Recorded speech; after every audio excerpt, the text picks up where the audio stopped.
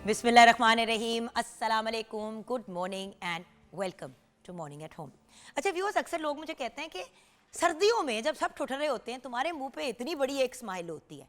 I be very honest viewers, 2 महीने बीमारी के काटे हैं, खांसी ज़ुकाम सुपर फ्लू हो गया, वो नमोनिया में कन्वर्ट हो गया। अल्लाह का शुक्र है कि कोई 4 दिन पहले जब बाकी एक्सरेज वगैरह टेस्ट वगैरह हुए तो अल्लाह का शुक्र है नमोनिया तो क्लियर आया। लेकिन इसके बावजूद जितनी मुझे सर्दियाँ पसंद हैं उतनी मुझे गर्मियाँ बिल्कुल नहीं पसंद।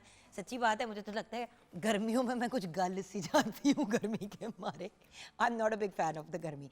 लेकिन आई होप कि अब ज़रा तबीयत थोड़ी सेट हुई है तो मैं भी थोड़ा विंटर को एंजॉय कर पाऊँगी, क्योंकि सब कुछ किया, क्योंकि आपको पता है एक बिजी टाइम होता है विंटर। बट वो जो कहते हैं होती है ना, कमिटमेंट्स होती हैं, शादियां होती हैं। अभी अगले महीने की शुरुआत में फरवरी की बसंत वाले ही दिनों में बाय द वे मेरी फर्स्ट कज़न की बेटी की शादी है, तो फंक्शंस तो चल ही रहे हैं, लेकिन maybe this time I be able to enjoy it. खैर ये तो मेरी कुछ अपडेट थी हेल्थ की, क्योंकि यहाँ पे मैं ज़रूर आप सबका तहे दिल से शुक्रिया अदा करूँगी।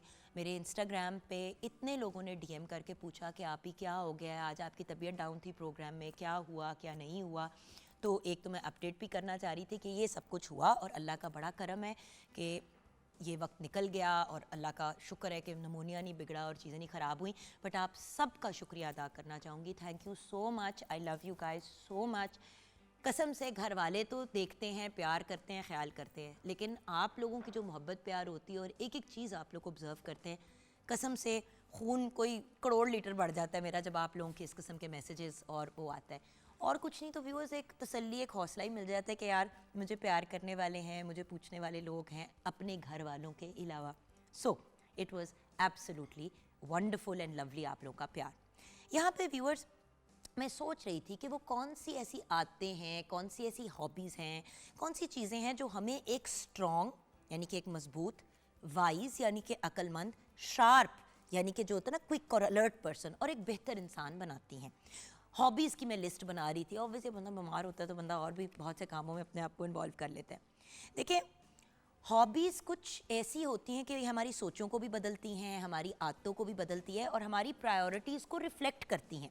जब हॉबीज़ मकसद से जुड़ी हों तो सिर्फ शौक़ नहीं रहता, बल्कि आपकी पर्सनैलिटी, आपकी डिसिप्लिन, आपकी डायरेक्शन, आपके फ्यूचर, आपके करियर, आपके कल को मजबूत बनाती हैं। आज मैं ऐसी 5 हॉबीज़ या 5 ऐसी आदतें आपसे डिस्कस करूंगी जो हमें एक बेहतर इंसान भी बनाती हैं और हमें ज़्यादा अक्लमंद और मेंटली शार्प भी बनाती हैं। सो कामयाबी भी अगर हासिल करनी है, बेहतर इंसान भी बनना है और अगर शार्प भी होना है, अलर्ट भी ज़्यादा होना है, तो सबसे पहली हॉबी या सबसे पहली एक्टिविटी जिसमें हमें इन्वॉल्व होना चाहिए वो है फ़िटनेस। अब ज़रूरी नहीं है कि फ़िटनेस वाली हॉबीज़ जो हैं वो जिम जाना ही हो।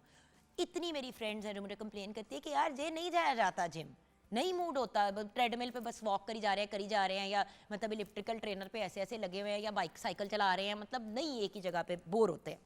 तो आप फिटनेस रिलेटेड हॉबीज़ में इन्वॉल्व हो सकते हैं। कोई स्पोर्ट्स की एक्टिविटी पकड़ ले, पैडल बहुत इन था पिछले दिनों में, आजकल भी बहुत से लोग पैडल खेलते हैं। बैडमिंटन हो गया, टेनिस हो गया, स्क्वॉश हो गया। अच्छा, दूसरी ऑन ग्राउंड की गेम्स की बात करें, क्रिकेट खेलें, फुटबॉल खेलें, वेरियस एक्टिविटीज़ में आप अपने आप को, bye the way squash complete fitness के लिए बहुत अच्छी चीज़ है अगर आप यंगर ईयर्स में। ओल्डर ईयर्स में अगर स्क्वॉश को खेलते हैं या टेनिस खेलते हैं तो नीज़ यानी कि गोडों का, जॉइंट्स का इशू हो सकता है। सो आप योगा में अपने आप को इन्वॉल्व करें, sports, walking is one of my favourite things. ये पिछले 2 महीने की बीमारी में जो सबसे ज़्यादा व्यूअर्स मैंने चीज़ मिस की है वो है वॉकिंग, क्योंकि अपने डॉग्स को वॉक पे लेके जा रही थी, वो चीज़ रह गई। तो फिट रहने के लिए, जिस्मानी तौर पे, जहनी तौर पे, मेंटल हेल्थ को भी बेहतर करने के लिए सेहत बनाने वाली हॉबीज़ यानी कि फ़िटनेस से रिलेटेड हॉबीज़ को इन्वॉल्व में अपने आप को इन्वॉल्व करें। सेकंड, वो हॉबीज़ जो आपको क्रिएटिव बनाती हैं, आपकी सोच को क्रिएटिव बनाती हैं। क्रिएटिव हॉबीज़ जैसे कि लिखना, पेंटिंग करना, म्यूज़िक, वेरियस क्राफ्ट्स, और ये सब चीज़ें व्यूअर्स हम आपको अपने प्रोग्राम में भी ऑन एयर दिखाते हैं कि आप किन किन चीज़ों में अगर नहीं भी आते। निटिंग एक बड़ी इंटरेस्टिंग और बड़े मज़े की मेंटली इंगेज करने वाली हॉबी है। ये हॉबीज़ इंसान अपने जज्बात को समझने और उन्हें एक्सप्रेस करने का बेसिकली एक तरीका होता है, और ये हमें बेहतर सिखाता है कि हम अपने आप को कैसे एक्सप्रेस करें और किस तरीके से अपनी सोच को जो है वो ऑन पेपर लेके आएँ, अब चाहे वो पेंटिंग के थ्रू हो, चाहे वो राइटिंग के थ्रू हो, किसी भी चीज़ के थ्रू हो। क्रिएटिविटी दिमाग को शार्प करती है, इसलिए आप नोटिस करेंगे कि बहुत से जो बड़े जीनियस टाइप लोग होते हैं, बिल गेट्स हो गए, स्टीव जॉब्स वगैरह, ये लोग अक्सर क्रॉसवर्ड पजल्स कर रहे होंगे या पजल रिलेटेड गेम्स खेलेंगे अपने माइंड को अलर्ट करने के लिए, शार्प करने के लिए। सो ये भी एक बड़ा बेहतरीन ऑप्शन है। पहले वक्तों में लोग अक्सर जो है ना वो क्रॉसवर्ड का वेट करते थे कि डेली का क्रॉसवर्ड आएगा तो हम क्रॉसवर्ड करेंगे, फिर आपस में भाई बहन या जानने वाले आपस में कंपैरिजंस करेंगे। तीसरा, hobbies that increase your knowledge. वो हॉबीज़ जो आपके जहन की ग्रोथ में आपकी मदद करते हैं, जैसे कि किताबें पढ़ना, डॉक्यूमेंट्रीज़ देखना, कोर्सेज़ करना, या कोई ऐसी नई सीखना स्किल या हॉबी जो इंसान के माइंड को या पर्सपेक्टिव को ब्रॉड करती है। देखिए, दिमाग की सोच अगर इतनी है तो उसको हमने खोलना है, एक्सपैंड करना है। तो उसको खोलने के लिए अच्छी हॉबीज़ में से एक हॉबी ये ज़रूर है कि आप किताबें पढ़ें, डॉक्यूमेंट्रीज़ देखें, कोर्सेज़ करें। अब जैसे कि मैं पढ़ रही थी कि फ्यूचर में अगले जो 15 टॉप जॉब्स होंगी, व्यूअर्स अल्लाह की कसम उन 15 की 15 जॉब्स में से कोई ऐसी जॉब नहीं थी जो कंप्यूटर से रिलेटेड नहीं थी। ये मैं कल ही पढ़ रही थी, और बल्कि मैंने अपने बेटे हमजा को भी भेजा कि पुत्र तुसी पॉलिटिकल साइंस पढ़ रहे हो तो इत्थे ते दुनिया ही सारी AI ते चली गई है। तो बात ये है कि कोई ना कोई कंप्यूटर से रिलेटेड, चाहे आप डेटा एनालिस्ट हैं, चाहे आप AI सीख रहे हैं, चाहे आप कोडिंग कर रहे हैं, प्रोग्रामिंग कर रहे हैं, वेबसाइट डिज़ाइन कर रहे हैं, ई-कॉमर्स में जा रहे हैं, बेसिकली फ्यूचर यही है।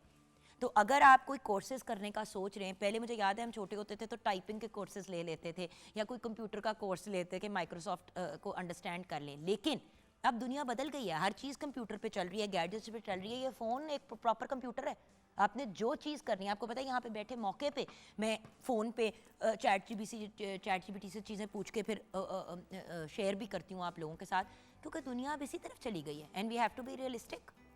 सो अगर आपने अपनी नॉलेज को इंक्रीज़ करना है तो फिर कोर्सेज ज़रूर लें, रीडिंग ज़रूर करें, डॉक्यूमेंट्रीज़ देखें, अपने माइंड को एक्सपेंशन की तरफ लेके जाएं। चौथी, वो हॉबीज़ जो आपकी स्पिरिचुअलिटी को बढ़ाती हैं, आपकी कनेक्शन अल्लाह ताला के साथ और अपनी ज़ात के साथ स्ट्रॉन्ग करती हैं। देखिए, नमाज तो फ़र्ज़ है सो है, लेकिन हर इंसान जो इस दुनिया में रहता है वो मुसलमान तो नहीं है। सो अपनी किस्म की, जो भी जिस किस्म के मज़हब से बिलोंग करता है, अपनी इबादत में अपने आप को मुब्तला करना, यह आपको अल्लाह ताला के साथ कनेक्शन जोड़ने में मदद करता है। इसमें मेडिटेशन बड़ा इंपॉर्टेंट रोल अदा करती है। हाँ, मैंने एक्सरसाइज के पॉइंट ऑफ व्यू से योगा कहा, लेकिन योगा ही आपको स्पिरिचुअली ग्रो करने में भी मदद करती है, क्योंकि मेडिटेशन उसका एक बड़ा इंपॉर्टेंट हिस्सा होता है। रिफ्लेक्शन, डायरी लिखना। आपको पता है मेरी 5 साल की बेटी हर रोज़ रात को अपनी डायरी लिखती है, नूरबानो। हर रोज़ रात को कहती है mama, I am going to write my diary then I will go to sleep. तो वो हर रोज़ रात को अपनी फीलिंग्स एक्सप्रेस करती है डायरी में। लड़कों के साथ कोशिश की, वो बिल्कुल इंटरेस्टेड नहीं थे, मानो करती है। तो डायरी लिखना, खामोशी में अपने ज़ात के साथ वक्त गुजारना, चुप करके कुछ लम्हे अपने आप को देना। स्पिरिचुअल हॉबीज़ अक्सर इंसान को जो हैं उसके अंदर सब्र पैदा करती हैं, शुक्र का अंसर पैदा करती हैं, हमारे इमोशंस को बैलेंस में लाने में मदद करती हैं। सो अगर आप किसी मज़हब से, जिस भी मज़हब से बिलोंग करते हैं, अगर आप अपनी ज़रा रस्सी रब के साथ मजबूती से जोड़ें तो उससे भी आपको स्पिरिचुअली ग्रो करने में बड़ी मदद मिलती है। और सच्ची बात बताऊं व्यूअर्स, अपने मज़हब के बारे में नॉलेज हासिल करना बड़ा इंपॉर्टेंट है, और वो तो हम जान ही जाते हैं जैसे जैसे हम बड़े होते हैं, मजालिस अटेंड करते हैं, डिफरेंट किस्म के कभी किसी के घर में मिलाद होती है, उसके अलावा रमज़ानुल मुबारक में इतनी इंसान सीखता तो है ही, लेकिन दूसरे मज़ाहिब के बारे में जानना भी बड़ी इंपॉर्टेंट चीज़ है, ताकि हमारे अंदर एक टॉलरेंस, एक बर्दाश्त आए और हम अंडरस्टैंड करें। अब बड़ी इंटरेस्टिंग बात है व्यूअर्स, अगर आप बाइबल उठा के पढ़ें और कुरान पाक पढ़ें, है तो अल्लाह ताला की ही किताब है, इसलिए इतनी सिमिलर हैं कि कुछ चेंजेस हैं, उसके अलावा ऑलमोस्ट द सेम थिंग। बात जो कही जाती है कि हमें इंसानियत और उन सब चीज़ों की जो बातें की जाती है, और अगर आप देखें तो कुरान पाक में सूरह मरियम भी एग्जिस्ट करती है, जहाँ पे एक्नॉलेजमेंट है ऑफ हज़रत ईसा एंड उनकी मदर का। तो ये सब चीज़ें अंडरस्टैंड करनी बड़ी ज़रूरी है कि ये एक तो आपको स्पिरिचुअली भी ग्रो कराती है और आपके माइंड को एक्सपैंड करती है। वही वाली बात ना, हर इंसान की विजन इतनी होती है, उस विजन को, जिस तरह घोड़े के ऊपर इस तरह करके ब्लाइंडर लगे हुए होते हैं, जब वो चल रहा होता है तो वो जब देखता है तो उसको सिर्फ सामने नज़र आता है। हमने इन ब्लाइंडर्स को हटाना है और अपनी विजन को खोलना है, ताकि हम अपनी ज़ात और अपने बारे में तो जानें, लेकिन दूसरों के बारे में भी जानें, और इसी तरह हम एक टॉलरेंट और पॉजिटिव सोसाइटी की तरफ बढ़ेंगे। एंड देन 5वीं हॉबी, वो हॉबीज़ जो आपको पैसे कमाना सिखाती हैं, फाइनेंशियली लुक्रेटिव बनना सिखाती हैं, कमाने के तरीके सिखाने वाली हॉबीज़, जैसे कि freelancing, teaching, digital skills, content creation या छोटे बिजनेस आइडियाज़, ऐसी हॉबीज़ जो आप स्टार्ट करें और इंशाल्लाह ये आपके पैसे कमाने का ज़रिया बने। जब शौक स्किल बन जाता है और स्किल अर्निंग में बदल जाता है तो आप फाइनेंशियली इंडिपेंडेंट तो होते हैं। ऐसी हॉबीज़ इंसान को जिम्मेदार भी बनाती हैं, कॉन्फिडेंट भी बनाती हैं और फोकस्ड ऑन द फ्यूचर भी बनाती हैं। सो अगर हम ये 5 चीज़ें अपनी ज़िंदगी में इनकॉर्पोरेट कर लें, हॉबीज़ जो हमें फ़िट बनाती हैं, हॉबीज़ जो हमें क्रिएटिव बनाती हैं, हॉबीज़ जो हमारी नॉलेज में इजाफा करती हैं, हॉबीज़ जो हमारे रब से हमें करीब करती हैं और हॉबीज़ जो हमें पैसे कमाने के तरीके सिखाती हैं, तो इंशाल्लाह हम अपने आप को एक कहीं गुना ज़्यादा स्ट्रॉन्ग, वाइज, शार्प और बेहतर इंसान पाएंगे। आइए शेफ तैयबा से बात करते हैं। अस्सलाम वालेकुम। वालेकुम सलाम, कैसी हैं जुगन आप? Happy Monday. Happy Monday. बड़ी दिनों बाद एक हैप्पी मंडे हुआ है, वरना तो कसमें इंजर पिंजर हिल गया था। बिल्कुल, और बच्चे भी आज ज़रा स्कूल चले गए ना, तो एक और रूटीन स्टार्ट हो जाएगी आज से। जी, आपने मुझे याद कराना था ना कि फिर अब उनकी सारी रूटीन की सारी चीज़ें, हसन के आफ्टर स्कूल क्लब्स, नूरबानो का जिम्नास्टिक्स, हसन का फुटबॉल, फिर नूरबानो के ने अपनी फ्रेंड्स वगैरह की उसकी प्ले डेट्स भी होती रहती, तो फनकारियाँ तो ऑफ कोर्स कारी साहब ने डेली आना ही आना है। ये छुट्टियों में उन्होंने छुट्टी करने की कोशिश की, मैंने कहा बेटा अल्लाह मियाँ से कौन सी छुट्टी होती है? बिल्कुल ऐसे ही है। तो उनको ये लग रहा था कि शायद छुट्टियों में अब कारी साहब से पढ़ लिया तो शायद अब ये सेमेस्टर में छुट्टी होगी, ऐसा कोई मजाक नहीं है। देखें यहाँ पे अभी बैठ के मैंने क्या बात कही कि भाई फिज़िकल एक्सरसाइज भी करें, रब के करीब भी करें, वो चीज़ें भी करें जो आपको पैसे अर्न कराएंगी, रीडिंग वगैरह भी करें। ये सारी चीज़ें मेरे बच्चे भी करते हैं। बिल्कुल ऐसे ही। मेरे हसन को रीडिंग का बहुत शौक है, नूरबानो अपनी डायरी में डेली लिखती है और वो भी किताबें ले आती है पढ़ने के लिए वो, बट हसन का ज़्यादा रुझान है रीडिंग की तरफ। उसके साथ साथ फिजिकली फिटनेस की वो जिम्नास्टिक्स में है, वो अपने फुटबॉल में। उसके अलावा नूर बैले भी करती है और हसन जो है उसको कोई स्पोर्ट खिला लो वो भाई साहब बड़े खुश हैं। फुटबॉल हो गया, उसका पैडल हो गया, कोई भी स्पोर्ट हो गई, ठीक है ना। तो हर चीज़ में इन्वॉल्व करने की कोशिश करती हूँ। अब आफ्टर स्कूल क्लब्स की बात करें तो कोडिंग भी सीख रहे हैं और एआई भी सीख रहे हैं। बिल्कुल, बिकॉज ये सब चीज़ें करेंगे, इसीलिए कारी साहब कोई छुट्टी नहीं है। बिकॉज आई वॉन्ट कि ये खुद 5 वक्त अपनी नमाज की तरफ खुद फोकस के साथ आएँ। कारी साहब हम सारे मिलजुल के करेंगे तो तभी बच्चे इस तरफ आएंगे ना। सो ये सब चीज़ें करेंगे तो एक मुकम्मल इंसान बनेंगे और इस एज पे शुरू करना चाहिए। बिल्कुल। एक चीज़ आपने मिस कर दी, वो थी नूरबानो जब मैं आई तो वो थेरेपीज़ कर रही थी और माशाल्लाह जो उसका कॉन्फिडेंस लेवल था हर एक को इनवाइट करने का कि आए चले। मैं हसन थेरेपी कर रहा था, नूरबानो जो है वो कस्टमर्स लेके आ रही थी। हाँ बिल्कुल। अच्छा, तो मैं आपको ये भी बता दूं व्यूअर्स के हुआ क्या कि मेरी बर्थडे पे लंच था। Chef Taiyaba obviously was there, कुछ is like a sister to me. अच्छा, तैयबा जी वाज देयर। तो बार बार देखेंगे ये ऊपर हो क्या है, वो जो ट्री हाउस सा बना हुआ है ना उसके अंदर बच्चे बैठे हुए हैं, तो उधर एक पर्ची सी लगी हुई थी और हसन ने लिखा हुआ था वहाँ पे हसन थेरेपी। मैंने कहा हसन ये क्या है? कहता मामा I will give everyone therapy. उसने हर बंदे को बिठा के अजीबोगरीब, मतलब बड़े कॉन्फिडेंस लेवल के साथ, मतलब फिर वो फीडबैक भी ले रहा था। आपको किस चीज़ से खुशी मिलती है? What makes you happy? मैंने कहा जी जो भी, मतलब किसी ने कोई जवाब दिया। अच्छा, एक एक बंदे को बुलाएं, नूरबानो जाके पकड़ के लाए पेशेंट और हसन साहब जो है थेरेपी करे। अब पता नहीं उन लोगों का अब क्या हाल है क्या नहीं है हसन की थेरेपी के बाद। बट बात ये कि जान, हम बच्चों को ना अपने रंग में ढालने की कोशिश करते हैं। बिल्कुल, वो इंडिविजुअल्स हैं, बिल्कुल, वो एक मुकम्मल इंसान है अपनी ज़ात में, ऐसे ही उनको उनके हिसाब से लेके चलना है। अब मैं अपनी बर्थडे पे बच्चों को ज़बरदस्ती कहूँ कि टिक के बैठ जाओ कोने में, 9 साल का बच्चा और 5 साल की बच्ची क्यों अपनी माँ के लंच पे क्या कर लेंगे? जो मतलब कितनी देर बैठ जाएंगे एक सोफे पे टिक के? खेलें, इंजॉय करें, अपनी जिंदगियां जिएं। हमें ना थोड़ा सा इस चीज़ की तरफ वापस आना पड़ेगा कि बच्चों को एज इंडिविजुअल्स हमने लेना है और उनकी ग्रोथ पे काम करें, ना को उनको बुत बना के डांट के नुक्करों में बिठाएं घरों के। ये मेरी सोच है।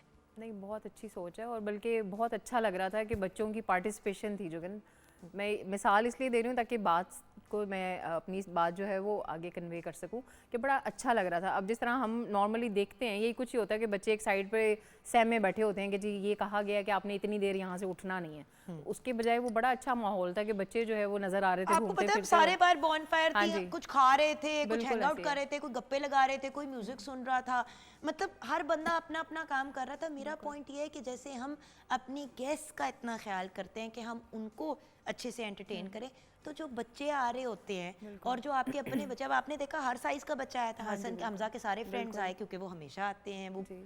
हाथ के पले हुए हैं मेरे, तो उनकी मामा मैं एक तरह से हूँ, उनकी भी मामा हूँ, खाला भी तो आपको पता है मासी होती है। So my point is viewers, at the end of the day जो शेफ तैयबा भी कह रही हैं वो ये कि सबको साथ लेके चलना है और सबको उनके हिसाब से लेके चलना है, और बच्चे हों बड़े हों जो भी हों सबको इन्वॉल्व करें। हर बंदा उसी सिचुएशन में से ब्लॉसम करके बाहर निकलेगा। और अगर कोई बच्चा कोने में बैठ के किताबें पढ़ने का शौकीन है तो उसको वो भी करने दें। बेसिक तमीज़, सलाम करना है, खुदाफिज करना है, अगर सब मिलके कोई चीज़ करे उसमें इन्वॉल्व हो, लेकिन अगर बाकी सब अपना अपना करें तो बच्चे भी अपना अपना करें।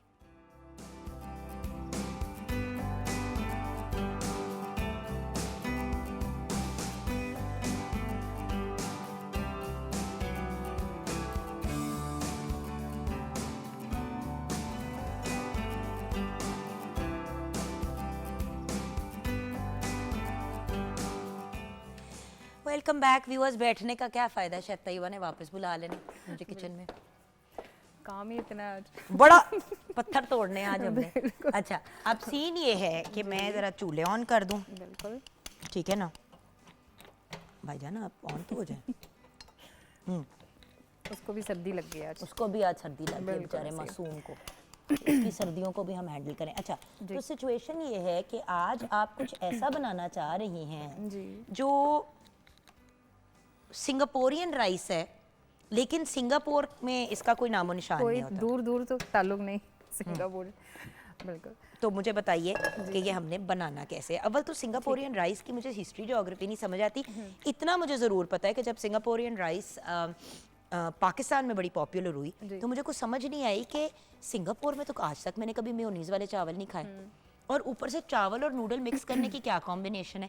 बट पाकिस्तान में it is a huge hit, बिल्कुल ऐसे ही। और एक पॉइंट पे तो हर बंदा ऐसे ही है बिल्कुल, घर में से लेकिन नहीं बस ये आप ये देख लें कि Oil ये का सिंगापुर से इसका कोई ताल्लुक नहीं है। थोड़ा चिकन सा में भी? हाँ जी, चिकन में भी बस थोड़ा सा इसमें हम जो है और इसमें अदरक भी लहसुन थोड़ा की सा? ये पेस्ट ऐड करके तो इसमें आप चिकन ऐड कर देंगी। ठीक और ये सारे स्पाइसेस जो है मैंने चिकन के रखे हैं, ये फिर उसमें ऐड हो जाएंगे। मीनवाइल मैं इंग्रेडिएंट्स बता देती हूँ इसके। हाँ जी, और जो हमने नूडल्स बनानी है उसका मैंने क्या करना है? उसका मैं आपको बता देती हूँ। उसमें आप सबसे पहले ये अनियन ऐड करेंगी, स्प्रिंग अनियन। ये मैं इस साइड पर रख देती हूँ।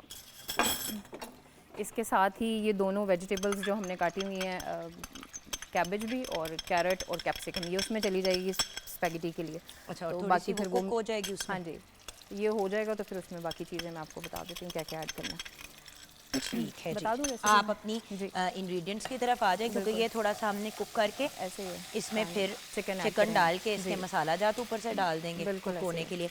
और इसमें आप मुझे कह रही थी कि वेजिटेबल्स डाल हाँ जी, ये वाली पहले अनियन जाएगा, नहीं पहले स्प्रिंग अनियन। अनियन बस, ठीक है।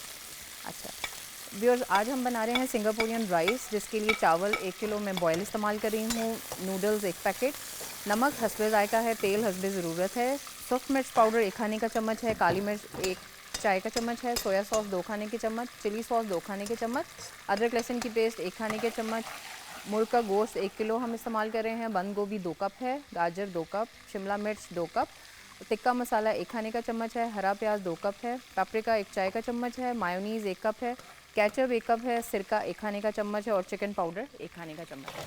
तो इसका जो प्रोसीजर है वो मैं आपको बता देती हूँ। सबसे पहले हमने स्पैगेटी भी बॉयल करके रख ली अपने पास, राइस भी बॉयल हैं, और उसके बाद हम क्या करेंगे कि सबसे पहले हम स्पैगेटी की तैयारी करेंगे, जिसमें हमने जो है वो थोड़ा सा पैन में ऑयल ऐड करके उसमें हमने स्प्रिंग अनियन ऐड किया। उसके बाद फिर जो कैबेज मैंने काटी हुई है और गाजर और शिमला मिर्च, ये सब कुछ हम उसमें ऐड करके स्पैगेटी ऐड कर देंगे, और देन उसके ऊपर से हम सॉसेस और जो भी हमने टेस्ट ऐड करना है वो ऐड कर देंगे इसमें। अच्छा, ये अनियंस में डाल दूँ? जी बिल्कुल डाल देंगे, कैरेट और कैप्सिकम।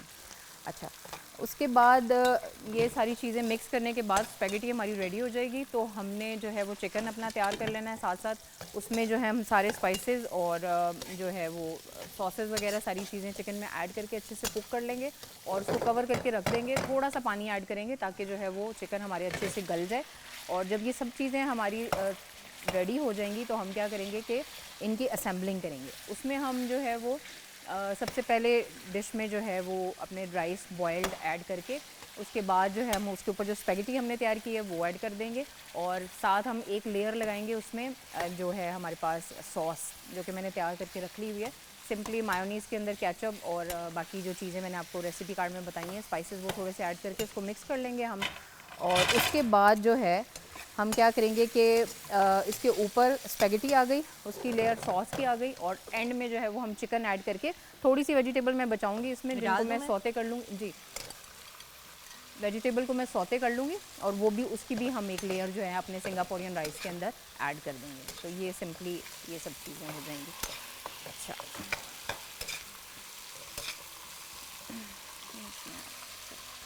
डाल दीजिए हाँ। चल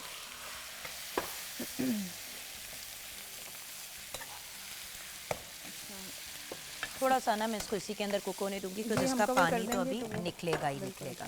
हाँ जी, ये इसमें हम जो है साथ ही ये स्पेगेटी ऐड करेंगे। इसमें कोई सॉसेस वगैरह अभी हम डालते हैं, पहले ये ऐड कर देंगे ताकि जो है हमारी मिक्सिंग आसान हो जाए।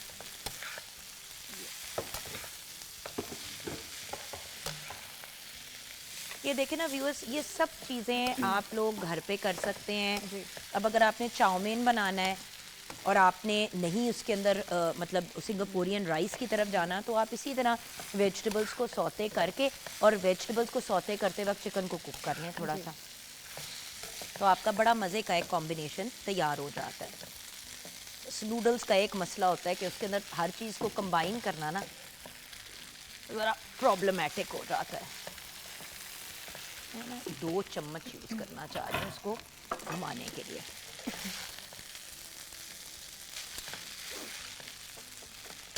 अच्छा, मुझे ये बताइए कि सिंगापोरियन राइस अब वैसे इतने पॉपुलर नहीं रहे, आपने नोट किया? पहले बहुत थे जी, क्योंकि जो वेरिएशंस इतनी ज़्यादा आ गई हैं। इसको हमने थोड़ा सा मेन्यूज़ में जो है इसका नाम चेंज कर दिया, जैसे लोडेड राइस है। तो क्योंकि वो फिर यही होती थी, अक्सर जो कस्टमर्स हैं वो आपके यही चीज़ कह रहे होते थे कि भाई हमने तो कभी ये नहीं देखी वहाँ पे डिश। तो इस तरह की कंप्लेन से बचने के लिए उसको हमने थोड़ा सा चेंज कर दिया हुआ है। अब लोडेड राइस के नाम से जो है ये आप अमूमन देखेंगे। एग्जैक्टली, मैं वही चाह रही थी कि हम ये वाली बात क्लियर कर दें कि इट्स अनदर वायरल रेसिपी। जी बिल्कुल, बट अब उसकी नाम और उसकी टर्मिनोलॉजी चेंज हो गई है। ये कहाँ पे जाएगा? ये इसमें हम स्पेगेटी में ऐड कर देंगे टेस्ट जो है अपना, क्योंकि अभी हमने सिर्फ सॉसेज ऐड किए हैं। और याद रखिएगा कि सॉसेज में भी नमक वगैरह ये चीज़ें होती हैं। बिल्कुल, जब आप ऐसी चीज़ बना रहे हैं ना तो उसमें बेसिक जो चीज़ होती है वो ये होता है कि आपने स्पाइस लेवल कंट्रोल करना है और हर लेयर में क्योंकि आपका फ्लेवर है, फ्लेवर आना चाहिए। नहीं क्योंकि आपका फ्लेवर आ रहा है हर लेयर में, तो इस वजह से आपने ये भी देखना है कि आप टू मच ना किसी भी चीज़ को डालें। अब ये देखें ना, ये हमारी चिकन जो है इसमें पानी हमें इसलिए डालने की ज़रूरत नहीं पड़ी क्योंकि चिकन हमारा थोड़ा फ्रोज़न था।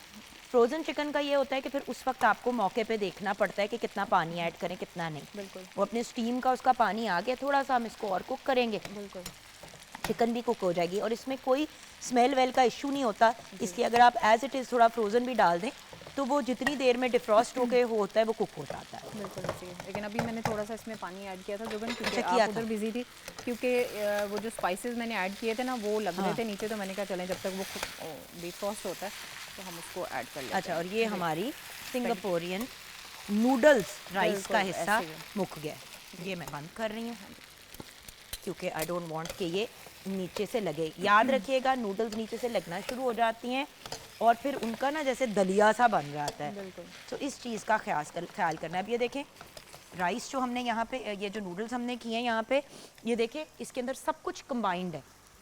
आपको वो जो कहते हैं ना सब्जी अलहदा और मसाला अलहदा नहीं नज़र आ रहा, पूरा उसको हमने इनकॉर्पोरेट किया। इसलिए 2 चम्मच अगर आप इस्तेमाल करें तो आपको उसका बेहतर। अच्छा, इसमें और क्या क्या जानना है? अभी इसमें कुछ भी नहीं है, तो हमने सब कुछ ऐड कर दिया इसके अंदर।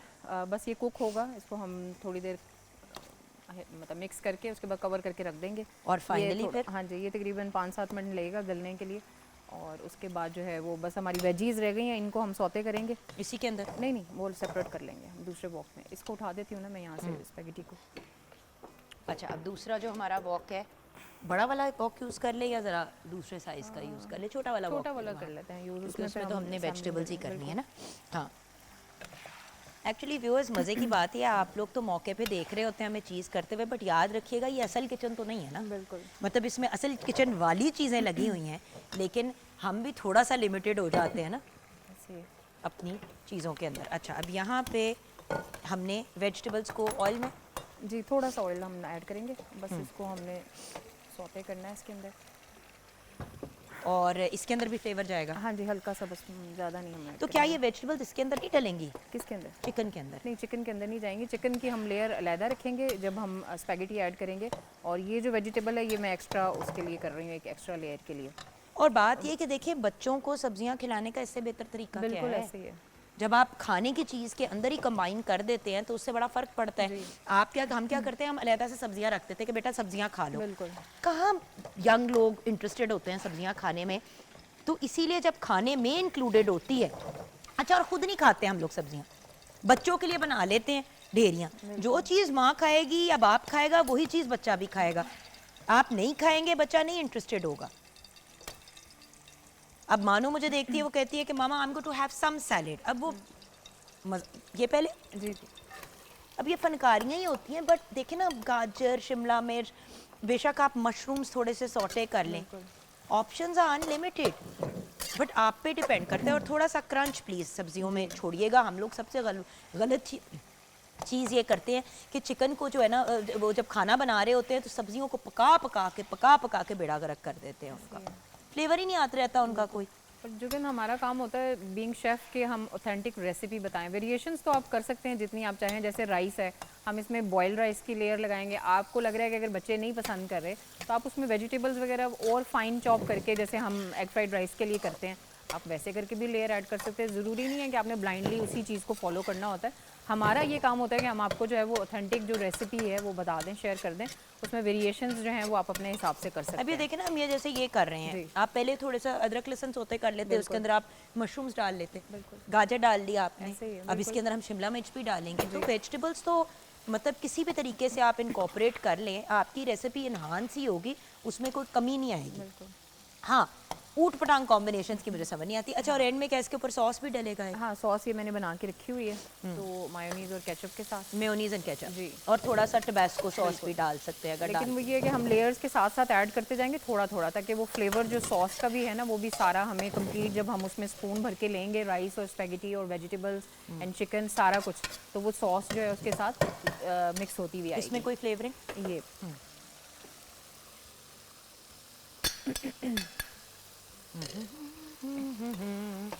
And we are almost done over here in the sense that मेरे ख्याल से हम बल्कि ब्रेक की तरफ ही चलते हैं, क्योंकि आज हमने एक बहुत ब्रिलियंट पर्सनालिटी को, महनाज बेगम को ट्रिब्यूट पेश करना है।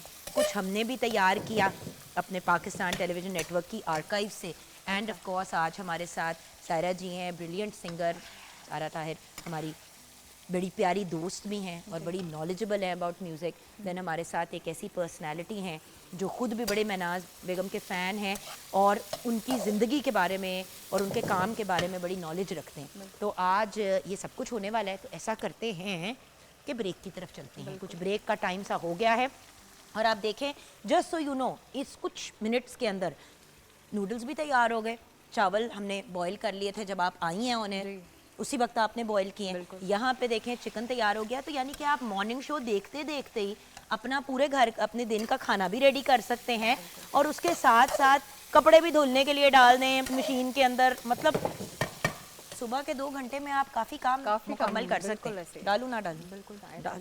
तो मैं ज़रा शिमला मिर्च को सौते करती हूँ, आप हमारे साथ रहिएगा। ब्रेक के बाद शुरू करेंगे महनाज बेगम के लिए एक tribute from morning at home, but उससे पहले एक काम ज़रूर करेंगे हम, ज़ैनब गोंदल से भी बात करनी है। आप पूछें क्यों?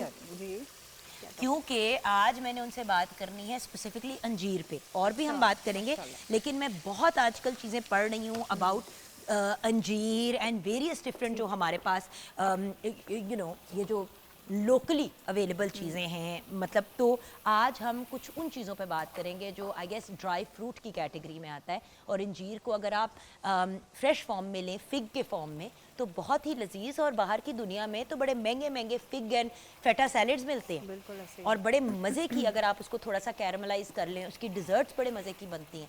सो आज हम ज़रा इन चीज़ों की भी बात करेंगे जो हमारी देसी सौगातों में आती हैं और उनको किस तरीके से वेस्टर्न वर्ल्ड में भी यूज़ किया जाता है। तो ब्रेक के बाद ज़ैनब गोंदल हमारे साथ हैं, उसके बाद हम आगे बढ़ेंगे और हम ट्रिब्यूट शुरू करेंगे महनाज बेगम के लिए। तो ये सब कुछ होना है आज के प्रोग्राम में। वक्त का मुकाबला सख्त, ब्रेक के बाद वापस आते हैं।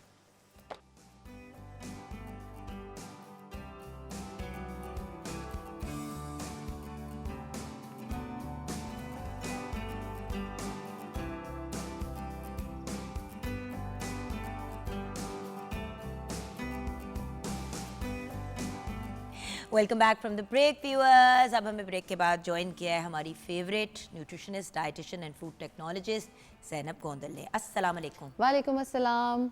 कैसी हैं आप? अल्लाह का शुक्र, बिल्कुल ठीक। नहीं रहेगा ना मेरे जैसे जूते फिर ले ही लिए लाल कलर में। देखिए व्यूअर्स, मैं सिर्फ आपको एक बात बताना चाहती हूँ, मुझे इस लड़की से बहुत गिला है।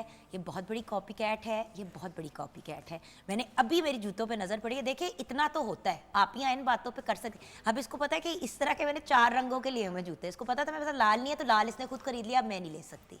देखिए मेरी बात सुने, मैंने बात ही नहीं करी, मैंने बात ही नहीं करी। आपने अपनी बड़ी बहन दिखाएं इसके को जूते, व्यूअर्स को जरा दिखाएं। ये इस किस्म के मेरे पास, आपको पता है ना बिल्कुल तैयबा जी, आपको पता है इस तरह के मेरे पास 4 जूते हैं। मेरे पास ब्लू में भी हैं, ब्राउन में भी हैं, ब्लैक में भी हैं, और मैंने ये वाइट एंड ग्रे में भी लिए। अब मैंने बाकी जो 2-3 रंग थे वो लेने थे, ये आंटी ने जाके ले लिए, मैंने से बात ही नहीं करी। देखिए बहन को कॉपी करना बेहतरीन ऑप्शन है। अल्लाह करे तो फुट फंगस हो जाए। अल्लाह माफ करे, तौबा अस्तगफिरुल्लाह।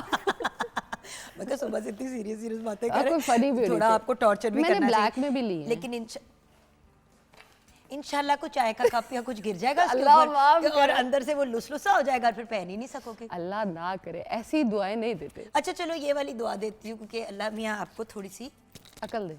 ये मैं नहीं कह सकती ऑन है। अच्छा, मैंने कहा शायद आप कहने लगी अल्लाह तुम्हें ऐसे और दे, हाँ, अल्लाह तुम्हें बहुत से वैरायटी जूते बनवाए। नहीं वैरायटी ऑफ शूज दे। बहुत से तुम्हें जूते बनवा लाए। अच्छा ओके, जोक्स असाइड, मजाक अपनी, सॉरी व्यूअर्स, बात तो खजूर और अंजीर की करनी थी, मैंने जूते देख लिए। हाँ। आपको भी पता है मैं क्या कह रही हूँ। बंदा जाता है किसी जगह पे, वहाँ पे आपका वाला सूट किसी ने पहना हो या एग्जैक्ट वही मैचिंग की हुई हो, तो कोई बात नहीं, इट्स ओके। बहनों को तो पहन सकते हैं। नहीं ना, अच्छा ओके, इस पे आप ये शुक्र करें मैंने आपके ये आके by the चोरी way नहीं कर अपनी ली सगी है। बहन के भी 24 घंटे कपड़े और चीजें बोरो कर करके पहन रही होती है। मैं ये ऑनर उसका गिला भी आपसे शेयर आप कर। देखें, एक इंसान ने daily like 30 days a month कपड़े पहनने हैं, ठीक है, स्पॉन्सर्ड भी होते हैं। बुरा ना मनाना बेटा, जी। लेकिन सब ने पहनने होते हैं 30 दिन कपड़े। तैयबा जी आप भी 30 के 30 दिन महीने के कपड़े पहनती है ना, मैं भी पहनती हूँ। नहीं, आप शो आपने- की बात कर रही हैं। जी, पोस्ट भी करने हो, ऑनलाइन भी, और डिफरेंट जगहों पे जाना हो, तो फिर अगर बहनों के नहीं पहनने, ये बात मायूब थी ना, व्यूअर्स कहे कि नहीं, अच्छा रोज सिर्फ ज़ैनब पहनती है रोज कपड़े। 30 दिन नए कपड़े पहनने होते हैं। ये बात आपने ठीक की, थैंक यू आपने कही, क्योंकि व्यूअर्स हमारे पे भी यही गुजरती है। और आप ये सोचे व्यूअर्स, कभी कभी ऐसा भी होता है, और हो चुका है इसके साथ, कि सुबह मॉर्निंग शो पे आई, उसके बाद आजकल इनका बड़ा एक एड चल रहा है, दंदियां निकाल रही हैं, और जो भी शेयर करते हैं कहती है मुझे बड़ा अच्छा लग रहा है, ऐड शेयर कर रहे हैं। मेरा दिल चाहे नीचे कहने का हाँ, इन्हें कहो हमें पैसे दे दे, हम भी शेयर कर लेंगे। लेकिन मैं बता दूं, मैंने नोट किया था ये, कहती है I love it when people share it. तो बात ये है कि अब सुबह आपने अलग कपड़े पहने, उसके बाद ऑब्वियसली नॉर्मल कैजुअल कपड़ों में बंदा आ जाता है। व्यूअर्स, मतलब ये वेलवेट के कपड़े या इस आउटफिट में तो वो घर में नहीं घूम रही होती, घर वाले थप्पड़ मारेंगे कि चलो बाहर निकलो। अच्छा, फिर चेंज किया तो कभी कभी दिन में व्यूअर्स 4-4 नए आउटफिट्स भी आपको पहनने पड़ते हैं।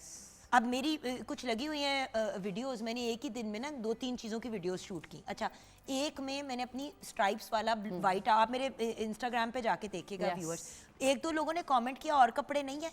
वो एक ही दिन में शूट हुई थी, और वो 2 चीजें मैंने एक ही टाइम पे की, वो आगे पीछे लग गई। इतना अच्छा ड्रेस है, वो I like it, हाँ, टर्टल नेक बहुत वाला प्यारा, ना yes. 2 पीस, बट उस पे भी लोगों ने, तो बात ये कि आप लोग कमेंट करते हैं, फिर आप ही कहते हैं कैसे अफोर्ड करते हो भाई, हम तो जाके डिजाइनर को कहते हैं पहनने दे वापस, प्लीज थैंक यू। अच्छा ओके, अब आ जाते हैं खजूर और अंजीर की तरफ।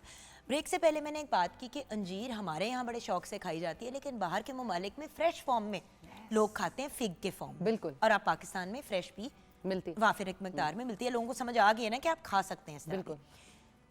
खजूर हमारे यहाँ सऊदी वगैरह के अंदर वैसे तो मतलब ड्राई फॉर्म में हाँ जी। या जो भी होता है, जी। तो क्या कोई उसकी फ्रूट फॉर्म भी होती है जो अच्छा, जो खजूर होती है ना उसको बेसिकली डिफरेंट टाइप्स की होती हैं, उनकी टाइप पे भी डिपेंड करता है कि आपने उसको किस टाइम पे दरख्त से उतारना है। क्योंकि जैतून भी आप कच्चा भी ले सकते हैं और पक्का भी ले सकते हैं। अब जैसे ब्राउन होती है वो उतारने से पहले, जब वो फ्रूट अभी पक रहा होता है, क्योंकि खजूर बेसिकली एक फ्रूट है, तो उसके पकने का जो प्रोसेस है वो टाइम लेता है, अपने लाइट ब्राउन से वो डार्कर शेड्स में और उनमें जाती है। जब आप लाइटर उतारते हो ना, उसके बेनिफिट्स तो होते हैं, लेकिन उसका सबसे बड़ा नुकसान जो होता है ना वो ये होता है कि वो शुगर में बहुत ज़्यादा डेंस होती है, आपकी कैलोरी डेंस होती है। वो जैसे जैसे वो दरख्त पे लगी रहती है वो ज़्यादा पक जाती है, तो उसमें होता यह है कि उसकी कैलोरीज आप समझो कम हो जाती तो है। बेटे कुछ खजूर ऐसे होते हैं जो लाइटर ब्राउन कलर में आते हैं, जो जिसको हम लाइटर ब्राउन में आते डोका, हैं, जिसको और हम फिर एक होता है जिसको अगर रेंज आप लेके जाओ तो काला अजवा Yes. ऑलमोस्ट ब्लैक कलर का होता है और बिल्कुल ड्राई ऑलमोस्ट हुआ हुआ है। बिल्कुल तो मबरूम जो है वो उनमें से भी सिलेक्ट कौन सा करना चाहिए? वैसे तो अजवा की शिफा भी उसमें है और सारा कुछ है, वो तो हम जानते हैं, लेकिन मैं बात कर रही हूँ मेडिकली न्यूट्रिशनली। जो यहाँ पे मैं कहूँगी जो आप अफोर्ड कर सकते हो या जो आपके पास अवेलेबल हो, क्योंकि खजूर के अगर हम कहें कि बेनिफिट्स, तो वो सभी में ही बहुत सारे बेनिफिट्स हैं स्लाइट डिफरेंसेस के साथ। जैसे हम अगर बात करते हैं कि जो मबरूम है वो थोड़ी सी ज़्यादा मीठी होती है। अब आप हैं, आपको मीठी खजूर नहीं पसंद, तो आप थोड़ी जो लाइटर उसमें वर्जन है आप वो खा लो। अब जैसे मैंने बात की लाइट ब्राउन में, उसमें 3 से 4 टाइप्स आती हैं, उसमें भी 1-2 हैं जो बहुत मीठी हैं, डेंस हैं बहुत ज़्यादा, और 1-2 वो हैं जो आप ड्राइड फॉर्म में भी खा सकते हो। अब सऊदीया की अगर हम बात करें तो वहाँ पे खजूर ब्राउन, जो लाइटर ब्राउन कलर में है, उसमें अक्सर वो खजूर होती है जो ताज़ी उतरती है और मैक्सिमम 1 वीक के अंदर अंदर आप उसको कंज्यूम कर लेते हो। वो इतनी मीठी होती है कि आपको और किसी स्वीटनर की या किसी और चीज़ के नरम साथ- भी बहुत होती Yes, है, लेकिन juicy है जितनी देर खजूर को आप रखते हैं उतना वो सख्त होता जाता है। नॉर्मल बिल्कुल, बात है। यस। तो इसके बेनिफिट्स में एज सच कोई खास डिफरेंस क्योंकि नहीं मैंने आता। फ्रेश अजवा जब खाई है, हाँ जी, आपको मजा आया। सऊदी से कोई अगर लेके आया या कोई उम्र पे इस तरह वगैरह, तो वो तो बड़ी सॉफ्ट होती है। Yes. लेकिन जब आप अजवा खजूर किसी यहाँ दुकान से जाके लें, बंद डब्बा वगैरह आप खोलें तो अंदर से वो सख्त होती है।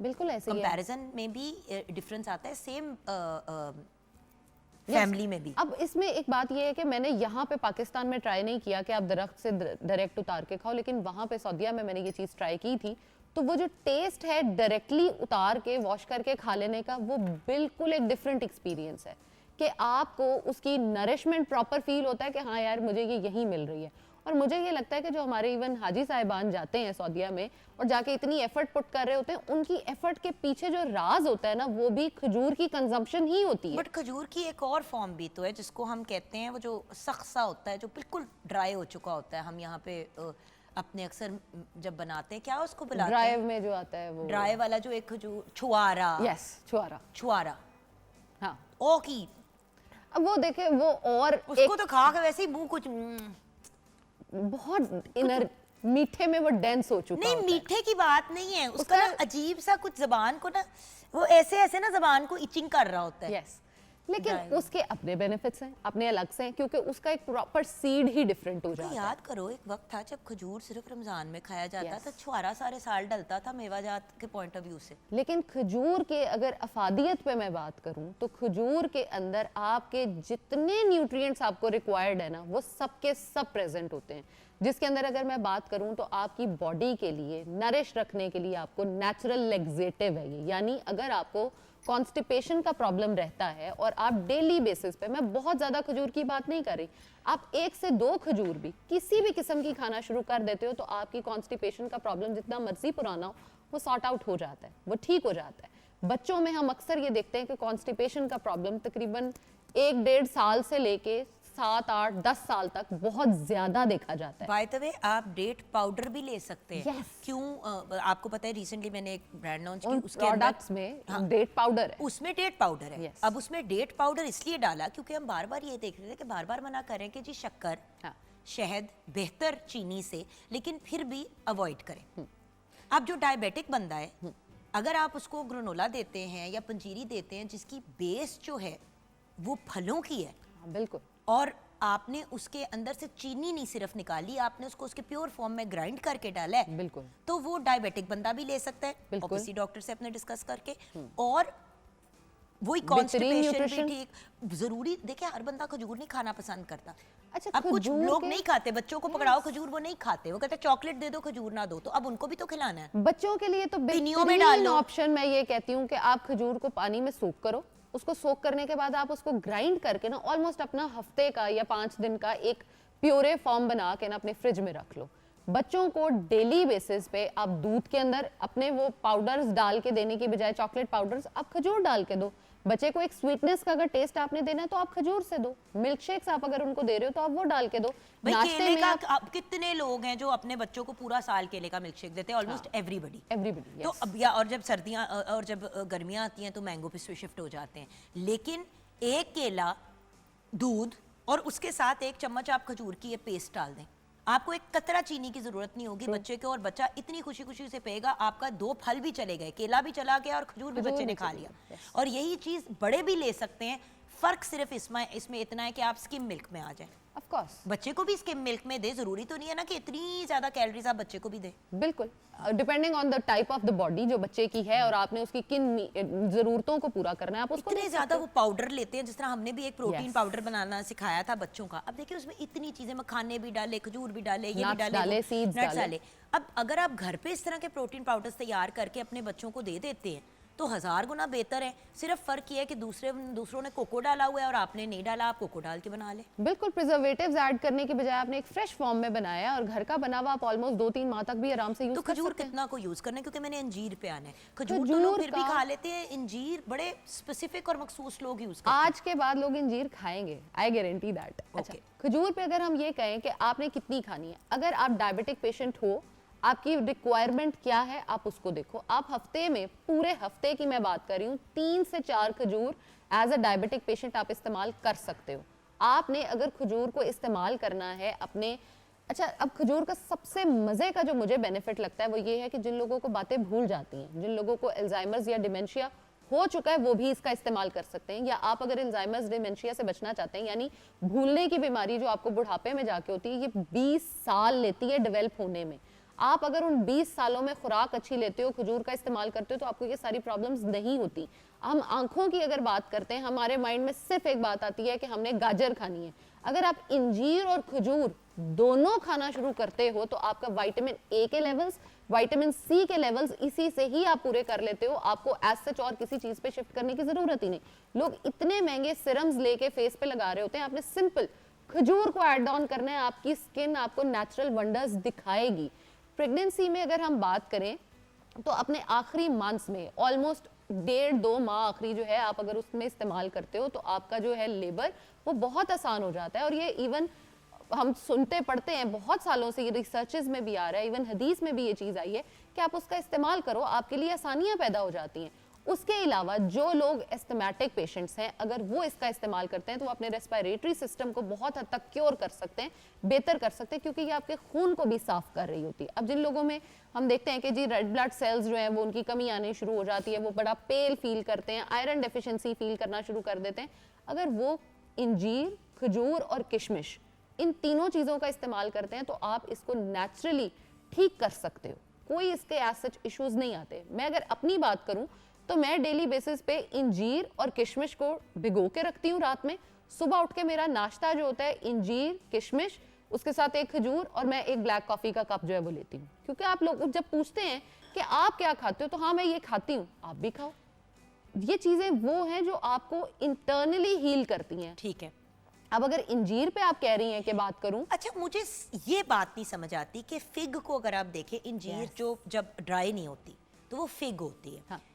वो इतने मजे की है, हम इंजीर तक पे क्यों जाते हैं? और क्या फ्रेश फिग में और इंजीर में कोई फर्क है बेनिफिट्स में? उसके न्यूट्रिएंट्स में फर्क आ जाता है। फिग की तस्वीर आपको दिखाती यस, वो हूँ। पर्पलिश जो है, इनके न्यूट्रिएंट्स में फर्क आ जाता है। आप अगर देखो, आपने एक दफा फ्रेश अगर खा लिए ना तो आपके लिए ये ड्राइड खाना बहुत मुश्किल हो जाता है। और ड्राइड में पाकिस्तान में सबसे बड़ा मसला जो मुझे लगता है इंजीर में आता है वो ये आता है कि इसको लोग कोट करते हैं गुड़ के साथ उसके वेट को बढ़ाने के लिए। अब जब उसके वेट को आप ये एनहांस देखें करते हो, व्यूअर्स, ये अगर आप देख सकते हैं तो ये देखिए, ये है फिग की शक्ल। ये अंदर से ऐसा होता है और बाहर से इस तरह राउंड करके पर्पल कलर का फ्रूट होता है। व्यूअर्स, कसम से शीरे की तरह मीठा, यस, और अंदर जो इसके बीज जो इतने सख्त सख्त हमें लग रहे होते हैं, मजे वो के हैं। ऑलमोस्ट जैसे पॉपिंग कैंडी नहीं होती, उसकी तरह आपके मुंह में पॉप करते हैं। मैंने आपने ये एक दफा देखें ये व्यूअर्स, खा ये लिया। देखें इसके अंदर हाँ, असल में ये है इंजीर Yeah. की fresh form. It is absolute और दिखने में खूबसूरत। और व्यूअर्स, अब इसको आप बाल्सामिक विनेगर यस, की रिडक्शन के साथ थोड़ा सा ऑलिव ऑयल, नमक, काली मिर्च को शेक करें। ये Yum. इसके साथ आपने फेटा चीज दी हाँ, और वॉलनट्स दिए। आपको और किसी न्यूट्रिएंट की जरूरत ही नहीं अब रही। बस आपने आप अपने में आप फैट्स भी ग्रीन पूरे लीव्स कर इसमें लिए। डाल दें, हाँ। केल शेल डाल दें, तो आपका एक बहुत ही लजीज, एंड क्योंकि आप उसके अंदर फिग्स में उसके साथ आप फेटा चीज भी डाल रहे हैं, तो एक प्रोटीन का कंटेंट भी, Yes. बड़े ही मजे का सैलेड, जबरदस्त डिलीशियस। हाँ, खाते हैं इसके शो के बाद। लेकिन फिग्स यहाँ पे मिलती हाँ, नहीं है, क्या मिलती। मसला है? सबसे बड़ी बात यह है कि इसकी जो प्रोडक्शन है बेसिकली वो उस तरह से नहीं होती। दूसरा हमारा ये बड़ा प्रॉब्लम है कि हम जो है ना उसकी सेल और उसके उसमें जाते हैं, तो ये वाली जो फिग्स होती है ना, ये लाइटर होती हैं वेट में, यानी इनका वजन कम होता है। तो हम ये चाहते हैं कि हम ज्यादा प्रॉफिट अर्न करें, तो हम उसको जी गुड़ के शीरे में पका पका के जो है ना उसको हैवी करते हैं ताकि हम अपना प्रॉफिट अच्छा जनरेट कर सकें। लेकिन प्रॉफिट किस तरह ज्यादा जनरेट होगा? गुड़ अपना खुद महंगा है इतना। लेकिन वेट बढ़ जाता है ना। इंजीर और गुड़ की अगर प्राइसेस में हम डिफरेंस देखें तो इंजीर महंगी है, गुड़ बहुत सस्ता है उसके मुकाबले में। अच्छा। तो वो वेट जब बढ़ जाता है तो इंजीर महंगी सेल होती है उनकी, लेकिन उसका नुकसान ये होता है कि जहाँ पे डायबिटिक पेशेंट्स ने इंजीर को इस्तेमाल करना था अपनी शुगर को कम करने के लिए, अब हम उनको इंजीर नहीं दे सकते इस फॉर्म में। लेकिन अगर फ्रेश फॉर्म में इंजीर है, आप खाते हो, आपकी शुगर कंट्रोल हो जाती है। ब्लड प्रेशर के जो मरीज हैं, जिन यानी लोगों कि को व्यूअर्स, सबसे इम्पोर्टेंट चीज़ यहाँ पे ये है कि अगर आपने इस तरह इंजीर और ये चीज़ें ख़रीदनी है तो किसी ट्रस्टेड बंदे से Yes. ख़रीदें, ऐसे बंदे से ख़रीदें जो आपका पुराना जानने वाला एतबार का बंदा है। होता ये है कि व्यूअर्स, हम लोग चीज़ें जाके ले तो लेते हैं, ये नहीं रियलाइज़ करते हैं। अब देखें, चक्की का आटा, चक्की का आटा, चक्की का आटा, एक्चुअली वो चक्की का आटा है नहीं है, उसमें मैदा मिला हुआ है, आपको नहीं पता। जब तक आप चक्की पे जाके या तो खड़े नहीं होंगे या फिर ट्रस्टेड ब्रांड नहीं होगी। ट्रू, बिल्कुल ऐसे ही है। क्योंकि ये चीजें अगर हमने इनकॉर्पोरेट करनी है तो हमें उस पर थोड़ा सा टाइम या मनी इन्वेस्ट करनी पड़ेगी। हमें जरा देखना पड़ेगा कि हम क्या कर रहे हैं। ज़ैनब, मैंने अपनी क्यों ऑर्गेनिक खाने पीने की ब्रांड स्टार्ट की? इसका मेन रीजन ही ये था। हम कंसर्न थे इस बारे में, बात मैं हम आपको क्या तकरीबन बार-बार 2 मुझे- साल मुझे से हम बात कर रहे बार थे। बार आप मुझे कहती थी ये वाली चीज, अच्छा ग्रेनोला मंगवा लें, फलां का बड़ा अच्छा है, वो दही पे डाल के खा ले। ग्रेनोला मंगाया, अब उसके इंग्रेडिएंट्स देखे, उस पे लिखा कुछ है, अंदर कुछ उसको चेक करे तो उसके अंदर चीनी है। हाँ, उन्होंने चीनी लिखी नहीं, जरूरी नहीं समझा ना लिखना कि चीनी नहीं लिखेंगे बिल्कुल काम चल जाएगा। तो काम चल जाएगा। अब बात यह है कि आपको किस पे एतबार करना है, किस पे नहीं। अब पहले तो ये होता था कि बनी बनाई चीज़ों में ये इशू आता था। अब तो ऐसी चीज़ें जैसे कि इंजीर, Yes. जो आपने मार्केट से उठा ली, कि गए पिस्ते ले लिए, बादाम ले लिए, साथ में इंजीर उठा लिया आपने, अब आप इंजीर पे भी मसला डाल दिया। ये प्रॉब्लम है, इसीलिए तो कह रही हूँ उसको सोक करके रखें, उसका पानी वो रिमूव करें ताकि गुड़ वाला जो है वो उतर जाए, वो प्योर फॉर्म में आ जाए, तो आप उसको कंज्यूम करें। नहीं, बट फिर आप उसको स्टोर कैसे करेंगे? अगर आपने देखिए इंजीर ड्राई फॉर्म में तो 6 महीने भी चल जाती है। उसको जब आपने खाना है, आप एक दिन पहले उसको डिप कर दें पानी में, उसका पानी जो है वो 1 से 2 बार, जैसे ही वो साफ हो जाए तो उसको कंज्यूम करें। और बात यह है कि इंजीर भी फिर बड़े मजे की हो जाती है खाने के बिल्कुल, पॉइंट उसका टेस्ट ही डिफरेंट हो मेरी जाता है। खाला ना रात को इसी तरह इंजीर सोक करती हैं, उसका पानी फेंक देती हैं, 2 इंजीर है, और पानी फेंक देती हैं, और सुबह 7 बादाम भीगे हुए वो वाले छिलके के बगैर वो खाए, साथ में इंजीर लेती हैं 2, एक वो साथ में खजूर लेती हैं। जो यहाँ पे मेरे पास जितने बड़े पेशेंट्स आते हैं बुजुर्ग ना, बच्चे सभी कर रहे हैं। जितने पेशेंट्स मेरे पास आते हैं ना कॉन्स्टिपेशन के लिए, मैं उनकी डाइट में इंजीर स्पेसिफिकली जरूर इनकॉर्पोरेट कराती हूँ। क्योंकि कैसे? फाइबर फूड जो है ना, इसके अंदर 0.7 जो है ना वो % आ रहा होता है फाइबर, जो कि आपकी बॉडी के लिए बहुत एक अच्छी अमाउंट है। आपने खजूर और इंजीर अगर दोनों खाई है तो कॉन्स्टिपेशन होने का तो सवाल ही पैदा नहीं होता। अच्छा, इंजीर एक तो यही फॉर्म है कि रात को आपने पानी में डिप की, उसका पानी जब वो साफ रनिंग में आ गया कि गुड़ उसके ऊपर से उतर गया, आप उसको इंजीर को डायरेक्टली कंज्यूम कर सकते हो, नंबर 1। नंबर 2, अगर आपको लगता है कि मैं ये नहीं खा सकता और आप अपने नाश्ते में जो है वो ओट्स या दलिया किसी भी चीज़ का इस्तेमाल कर रहे हो, तो अपने ओट्स और दलिये में दूध के अंदर ही आप अगर इस इंजीर को डाल देते हो, वो ऑलरेडी नरम हुई हुई थी, आपने उसी के अंदर उसको पका दिया, वो दूध का टेस्ट भी इन्हांस हो गया और आपको इंजीर के जो बेनिफिट्स हैं वो भी मिल गए। इंजीर का हम शरबत जो है वो बड़ा मजे का बना सकते हैं। कैसे? इंजीर को ऐसे ही हमने डिप करके रखा, वो नरम हो गई, आप इसको ग्राइंडर के अंदर डालें। अब मैं ग्राइंडर की बात कर रही हूँ, ब्लेंडर की बात कर रही हूँ। आपने ब्लेंडर में इसको डाला, उसी के अंदर आपने थोड़ी सी बर्फ, थोड़ा सा जूसर पानी नहीं डाला। डालना, जूसर में इसलिए नहीं डालना क्योंकि जूसर क्या करता है, वो सारा फाइबर एक पासे कर देता है Yes. और सिर्फ उसके अंदर से जूस निकाल देता है। और सच्ची बात है, आपको उसमें से मिलना कुछ नहीं है, सिर्फ आपको शुगर, मीठा पानी मिल जाना है। बिल्कुल। सो इसलिए उसको आपने एक रात पहले सोख करें, 24 घंटे सोख कर लें बेशक, यस, और फिर उसको ब्लेंडर में डाल के उसका पानी फेंकें, उसके बाद फिर अंजीर को डालें और फिर उसके अंदर बिल्कुल। आप थोड़ा सा नमक इसमें ऐड कर सकते हो, पानी के साथ ब्लेंड करके बच्चों को आप पिलाएं। जितने आप उनको रंग बिरंगे शरबत पिला रहे होते हैं, ये उससे बहुत ज़बरदस्त है। अब हमारा कंसर्न बेसिक क्या होता है कि हमारे बाल, स्किन और नेल्स जो है ना, वो अच्छे हो जाएं। हम उनके लिए बहुत सारे मल्टीविटामिन्स भी खा रहे होते हैं, सब कुछ ट्राई कर रहे होते हैं, लेकिन बेहतर नहीं हो रहे होते। उसकी बेसिक प्रॉब्लम ये होती है कि ये जिंक की डेफिशिएंसी होती है, और इंजीर के अंदर जो जिंक है वो बहुत अच्छी अमाउंट में मौजूद है। जैसे और आप जिंक सोचें खाना कि शुरू करते हो, आजकल हर डॉक्टर जब बच्चे Yes. बीमार होते हैं, व्यूअर्स, हसन, नूर, अभी पिछले दिनों जब मैं भी बीमार थी, वो बेचारे 2 दफा बीमार होकर सेट हो गए, जिस दौरान मैं वो 2 महीने का स्यापा चल रहा था। I can't tell you Zainab, मैं मतलब लाइक इंसान क्या करे, समझ ही नहीं आता कि बच्चे बीमार हैं, आप खुद बीमार हो, क्या करना है हमने। So the fact is one has to try to incorporate these things बच्चों की जिंदगियों के अंदर एट द राइट टाइम। बिल्कुल। और बात बड़ी सिंपल है, देखो हम लोग कभी उनको, आप जैसे शरबतों की बात करिए, अब बच्चे को अगर आप इंजीर और खजूर की पेस्ट ही बना लेते हैं, आपने Yeah. खजूर की अलहदा कही, आपने अंजीर का शरबत किया कहा, मैं कहती हूँ अंजीर और खजूर दोनों के मिक्सचर बना के आप रख लो, मिक्सचर बना के रख ले। 1 चम्मच आपने डेली बच्चों को खिलाना है। बाय मतलब अक्रॉस द बॉर्डर आपने देखा होगा अक्सर इस तरह करना कि जार्स मिल रहे हो। जार्स मिल रहे होते हैं, इसी किस्म की वो काली सी एक चीज, चम्मच निकाल के बच्चे को खिलाओ तो वो यही चीजें ग्राइंड हुई भी होती हैं। बिल्कुल। और सबसे मज़े की बात यह है कि सर्दियों में सेवइयाँ, गजरेला, गाजर का हलवा, डिफरेंट तरह के हलवे इतने बन रहे होते हैं, उसमें चीनी, शक्कर, गुड़ डालने के बजाय ये डालें आप, मीठे की जगह आप खजूर और वो डालें। अच्छा, मैं जो है ना खीर और ये चीज़ें नहीं सच नहीं खाती, लेकिन एक स्पेसिफिक जगह है जो मेरे लिए वो स्पेसिफिक बनाती हैं, एंड आई एम ग्लैड कि वो मेरे लिए बनाती हैं। वो बना मीठा, उसमें क्या होता है, खजूर और इंजीर होती है, और उसको दूध में वो पका के उसके अंदर वो खीर बनाती है। वो इतनी मज़े की खीर बनती है कि मतलब आपको बेनिफिट्स भी मिल रहे होते हैं और आपको पता भी नहीं चल रहा होता कि आपने क्या स्वीटनेस नहीं, दी। आप क्यों इतना मुस्कुरा के सुन रही हैं ये बात इतने गौर से? मैं मुस्कुरा के इसलिए सुन रही हूँ कि जैसे इंटरेस्ट है तो फिर मैं अच्छी चीज़ें सीखने को मिल रही नहीं, पर हैं कि देखिए आप ना- शुगर की जगह वो ऐड करें। नहीं बट तेवर जी, हम लोग हमेशा हर चीज के अंदर ना चीनी डाल देते बिल्कुल हैं ऐसे ही। क्योंकि हमारे दिमाग में फिट हो गया कि मीठा करना है तो चीनी डालो या शरबत डालो। Yes. अगर आप खजूर, इंजीर, दूध, पिस्ते बादाम और चावल थोड़े से, क्योंकि आपने अगर खीर बनानी है, उनको एक दफ़ा कुक करके तो देखें ना आपको, क्योंकि बड़े लोग आजकल क्या करते हैं कि पहले भूनते हैं इन चीज़ों को तेल में, देसी घी में, फिर उसके अंदर दूध डालते हैं। अब दूध में ऑलरेडी बहुत फैट होता है, Yeah. ज़रूरी नहीं है डालना, वो फिर ऊपर आपकी खीर की एक तेल की तय आ जाती है। सो कभी अगर आप थोड़ी सी मॉडिफिकेशंस करें तो इनसे बड़ा फ़र्क पड़ता है। Little mod. अच्छा, एंड में हमारे व्यूअर्स को क्या कहोगी? एंड मैं ये कहना चाहूँगी कि खजूर और इंजीर आप ये समझें कि ख़जाना है न्यूट्रिशन का।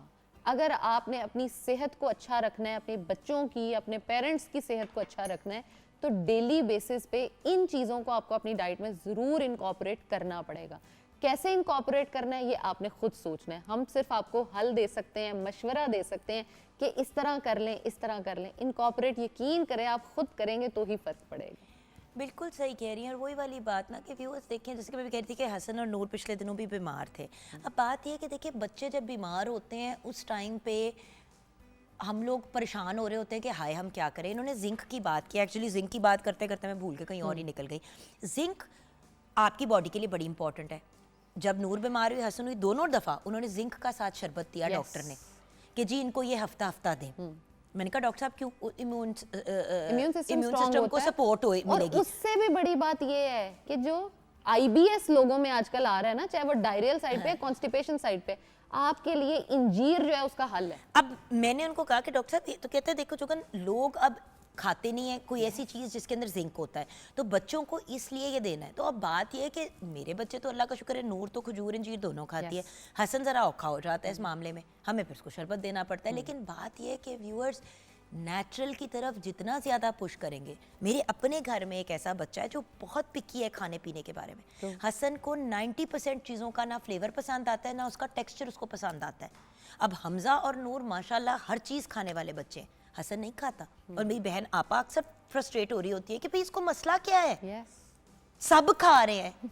अब कल जैसे दोपहर को पिज़्ज़ा मंगाया था एक जगह से, मेरी अम्मी ने, भाई वगैरह सब लोग बैठे हुए थे, तो अब सबके लिए मंगाया। हसन साहब ने हाथ नहीं लगाया, आई डोंट ईट पिज़्ज़ा। बेटा चख लो, नहीं। यस, हसन ने एक बाइट, उसने छोटी सी वो बाइट ले लेता है, गंदी सी शक्ल बनाता है और बात ख़त्म करवा देता है। सो मेरा पॉइंट ये है कि व्यूअर्स हरबे ढूंढने पड़ते हैं, तरीके इन्वेंट करने पड़ते हैं। अब मैं ये ट्राई करूँगी कि मैं अंजीर का और खजूर का वो एक बना के पेस्ट रख लूँगी, ट्राई करती हूँ, शायद उस तरह से हसन जो है केले के शेक में उसको डाल के पिला दूँ। खिलाना तो है, तरीका ढूंढना। खैर, thank you so much Zainab, bless you. हमें जाना है ब्रेक की तरफ। ब्रेक के बाद जब वापस आएंगे तो महनाज बेगम को ट्रिब्यूट पेश करते हुए वापस आएंगे।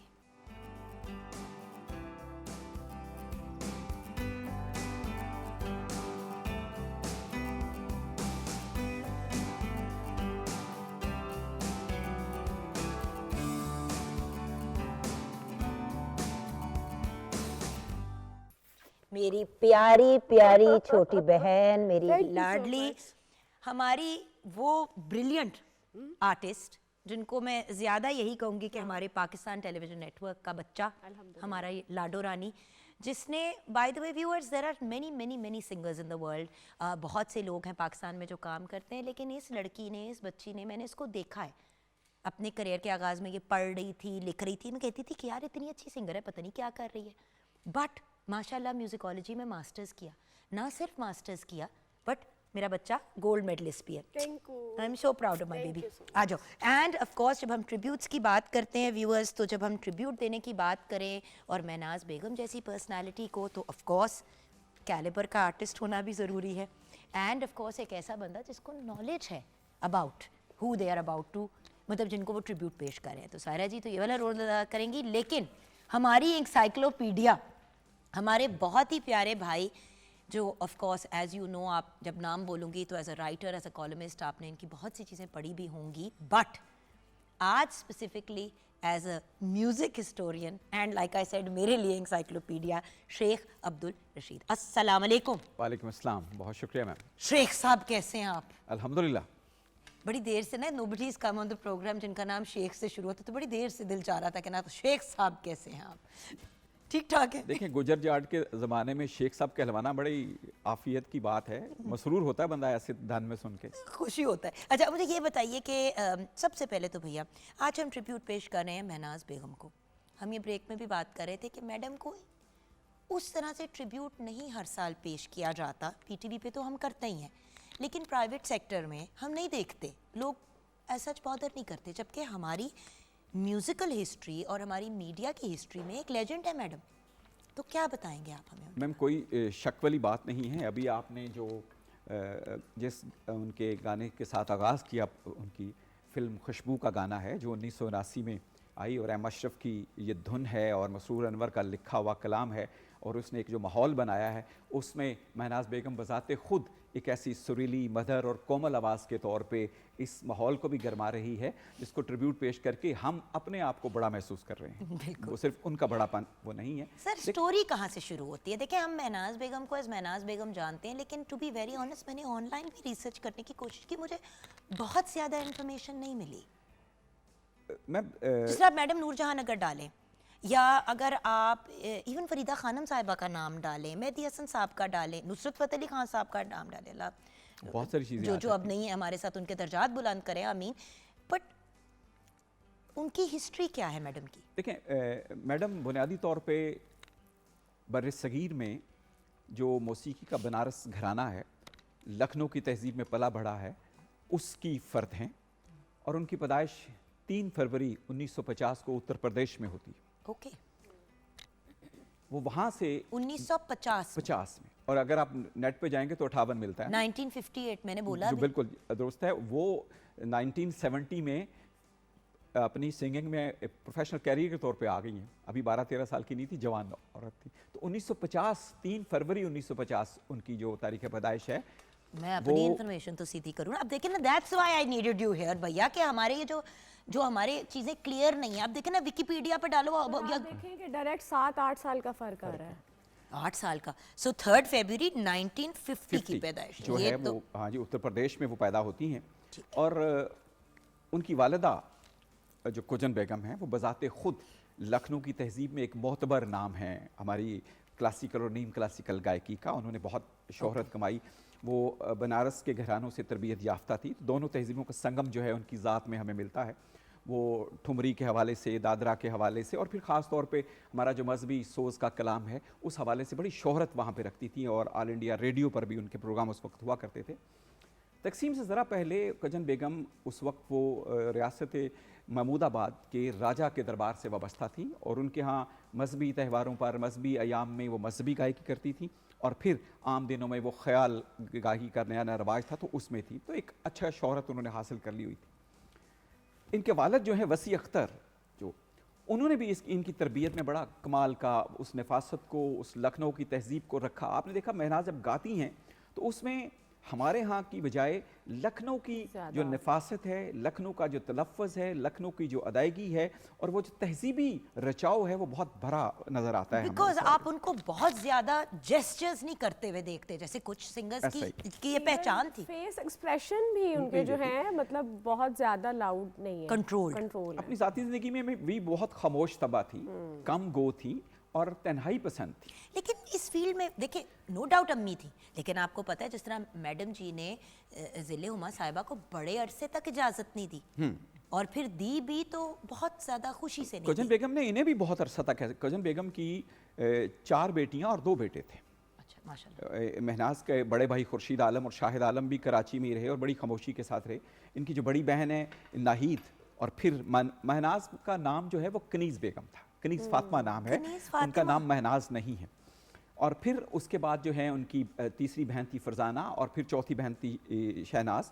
इन चारों को कुजन बेगम ने मौसीकी की तरफ लगाने की कोशिश की। उन सब ने ही उनकी आगोश में सीखा, लेकिन वो जो होनहार बरवा के चिकने चिकने पात हैं वो महनाज बेगम के ही नज़र आए उन्हें, और उन्हें ही फिर तैयार करके उन्होंने जो है इस फील्ड में भेजा। तो उस पूरी फैमिली में अकेली ये हैं। एक तो यह है कि इनका नाम कनीज़ फातिमा है, और हम जब मौसीकी में और शायरी में देखते हैं तो वो उर्फियत इस्तेमाल होती है। कुजन बेगम का अपना नाम इमाम बांदी था, और उनको कुजन बेगम कहा जाता था। इसका एक तो ये उर्फियत के मानी कोई ख़ास मानी नहीं होते, उसको शनाख्त के तौर पे दिया जाता है, जो हमारे यहाँ भाई कल्चर में था। लेकिन इसका एक मतलब कूज़ा भी था, जो कूज़े से है, या फिर अरबी तलफ़्फ़ुज़ से खुजस्ता से निकलता था कि बड़ी खुश मजाज जो हैं, खुशबाश हैं उस हवाले से। तो जब महनाज ने गाना शुरू किया तो उसने पहली तरबियत, तो पहली एकेडमी तो उसकी माँ की आगोश थी, उन्हीं से उन्होंने तरबियत हासिल की और उन्होंने उन्हें सिखाया। लेकिन बाकायदा तौर पे उन्होंने जो तरबियत के लिए, लेकिन जब एक औरत से सीखती है, उसी तरह जिस तरह मर्द से सीखता है, तो आप उनकी अदाएं और उनका तरीका भी अडॉप्ट कर लेते हैं।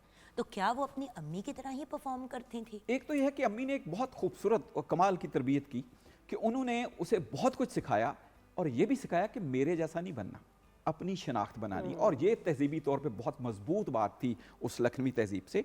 उन्होंने ख़ास तौर पे इन्हें देखें, इनकी गज़ल की अदायगी में जो अल्फाज की वजाहत है, जिस तरह ये अल्फाज को साफ गाती हैं, बहुत कम गायक जो हैं उस तरह गा सकते हैं। सबके यहाँ ये नहीं होता।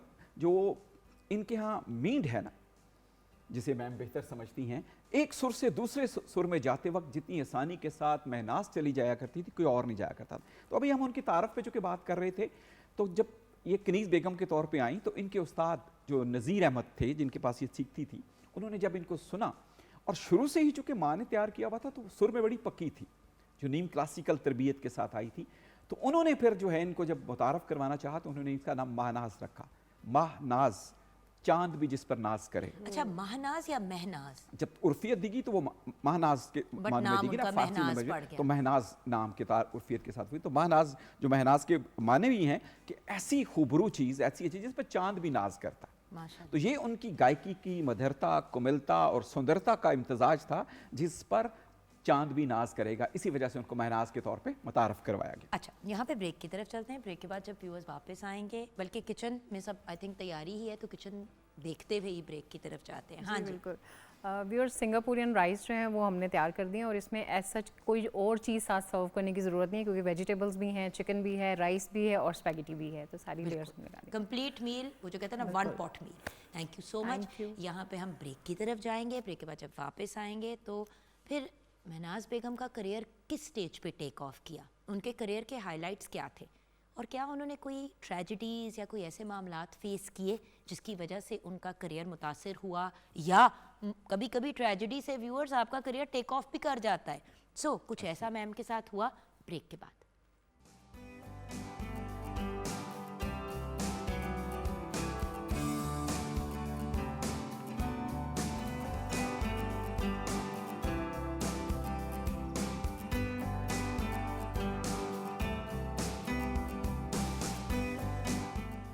Welcome back from the break viewers. हम बात कर रहे हैं आज बहुत ही प्यारी, बहुत ही टैलेंटेड महनाज बेगम की, जिनका असल नाम कनीज़ फ़ातिमा था। आप की पैदाइश ऑनलाइन जो भी इंफॉर्मेशन हो, correct information as per Sheikh साहब इज़ 3 फरवरी 1950। इसलिए ये बार बार शेयर कर रही हूँ क्योंकि अर्लियर मैंने 1958 का नंबर बोला था जो मुझे ऑनलाइन मिला था और वो इनकरेक्ट था। So correction is 3 February 1950। Obviously being state channel, अगर कोई ऐसी चीज़ हो तो व्यूअर्स हम इसलिए क्लियर करते हैं बार बार कि फ्यूचर रेफरेंस के लिए it's not repeated. And of course being the state channel we have a responsibility. Saira Tahir हमारे साथ हैं and of course we have Sheikh Abdul Rashid Raza. Sheikh साहब, अब करियर कहाँ से शुरू होता है महनाज बेगम? मैम एक तो उसी चीज़ की हम थोड़ी सी साथ बसात कर लें कि देखें, हमने जिस रेफरेंस को कोट किया, इनके वालिदैन ने लखनऊ से फिर बाद अज़ां तकसीम हिंद के बाद माइग्रेशन की और वो कराची आके सेटल हो गए।